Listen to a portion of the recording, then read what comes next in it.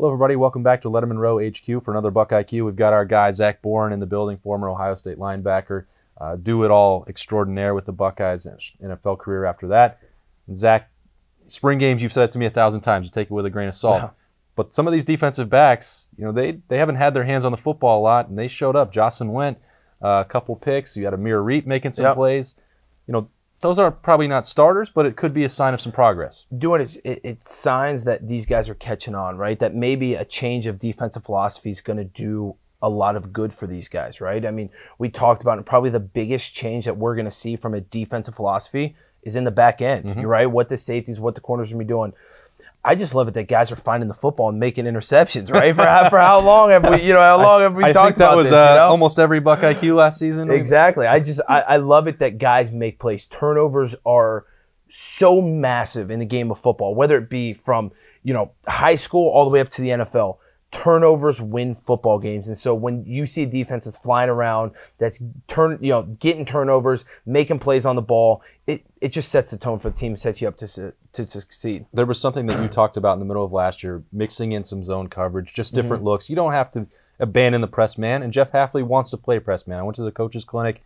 He talked about how important that is to him. Did you get some notes for our show? I'm trying to catch up with you. Perfect. So there you go. I'm never going to be there, but I'm trying my best so that I can hold my weight. And he loves press man. He talked about it a great deal, but there might be some bail, there might be some zone, and we didn't get to see a lot of that in the spring game.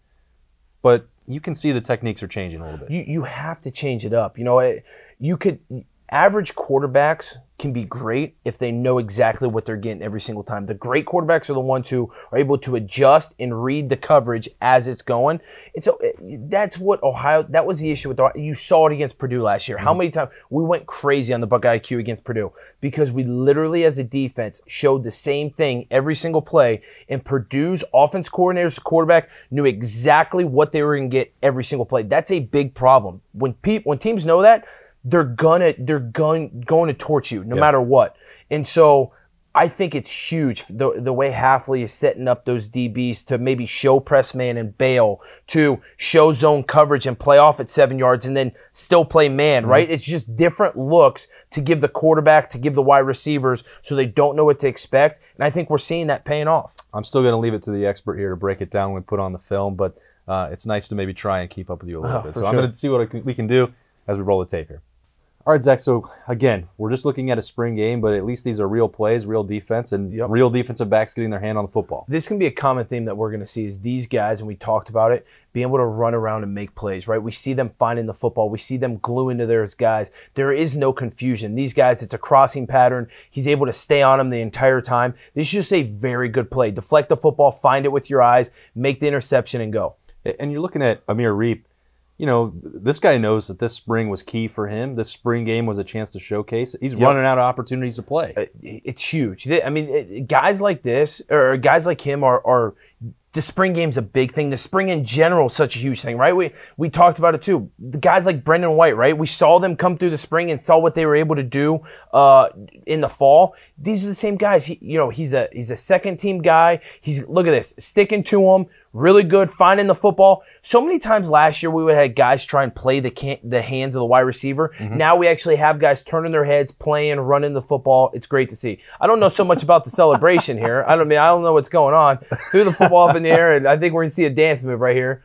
Yeah, it doesn't seem like I hit that in 7th grade once. That move exactly. You still got it? Yeah, still got it in 7th grade. Yeah, I don't know if the Urban regime or the Tressel era, if that was going to be as big of a thing, but But, it's an example of a guy, you're talking how important it is to him. He knows he's got to make a move, so he celebrates. He actually gets in on it again because Jocelyn Went would make some plays later on in the game. You'd see these same two guys flashing throughout. And you've touched on Jocelyn Went before. When we looked at the angles and things of that nature last year, it wasn't good. It was not good. He did not start off the year well, but this is what I love. This almost looks like Malik Hooker, right? Playing center field, you see him finding the football, playing over the top, being exactly where he needs to be, and he makes a play on the football. That's just good to see. I compare him to Malik Hooker, but when Malik Hooker was here, look at this. He has a read on it the entire time. We talk about read and react as a defensive player. He's reading the quarterback's eyes, read and reacts, goes up, makes the play as a center fielder. That's what a safety is supposed to do. And I'm not saying that Jocelyn Went is going to break in because you're still looking at Jordan Fuller coming back, Josh Proctor on the rise, and Brendan White, if he's not at bullet, is going to be at safety. But you're right. I mean, this is the kind of play. Maybe he just needed some time to get comfortable. Maybe he needed a new coaching staff. I don't know. But that's the kind of play that we saw from a couple years ago. I completely agree. And granted, if you go back, I mean, if you look at it, it's super easy, right? It looks like they're playing almost a little bit of a cover 2 type thing. He's got no one to this side. You know, the tight end stays in the block. So he literally knows all he has to do is play over top help of this guy, of the wide receiver out here. Yeah. He sees it the entire time. He's able to make a break on it. You know, it's a confidence booster, right? I mean, yes, there is no one attacking the seam, the middle seam of the field where he's got to play off of that to the outside guy. There's really only one guy here, but it just shows you that, hey, he can read the quarterback's eyes. He can go up, make a play, catch the football. And he did it again in this game. We're really, spring game MVPs, they don't get any extra credit or anything like that. I think I won that once. No, I'm just kidding. Yeah, maybe there's a T-shirt. I don't know. But, this is going to feel good for him. And you talk about a confidence boost. You head into summer, you're the guy who made 2 picks in the spring game. Yep. Now this one, he's got a lot more reaction, right? There's 2 wide receivers to his side. He doesn't know what he's going to get from the inside receiver. As soon as he sees the inside receiver sit down, he knows his eyes have to go. He's either got someone coming from the inside or outside. He's able to read the quarterback's eyes, knows he's playing the 2. Guess what? Ball goes up in the air. He breaks on it, is able to make a great interception right here. You just didn't see that much from him last year. No, and you didn't. But I go back to maybe it's just a change of defensive philosophy, right? You even see the corner here, right? How many times last year were guys playing in no man's land, right? Here, you actually see him. He hits, he sinks, feels the guy's playing short, is able to come back, and granted, he doesn't make the play, but he knows his safety's playing over top. You see guys playing together, working together. That's what defense is all about. You got to be 11 strong.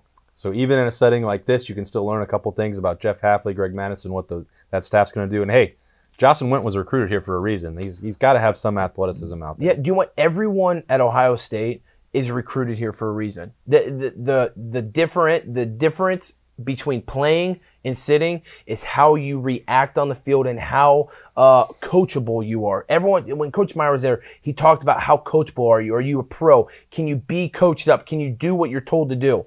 This is what he's doing. He's actually reading and reacting, doing what he's supposed to do. Last year, not so much. This is a great sign to see, though. It adds depth, and heck, maybe you'll see him on the field as a fifth DB. Could be. He's playing that bullet role. Jocelyn Went maybe making a move. We'll see. If nothing else, though, as Zach said, you have him as a backup. That's why we have Zach Boren here to provide that insight. As a backup.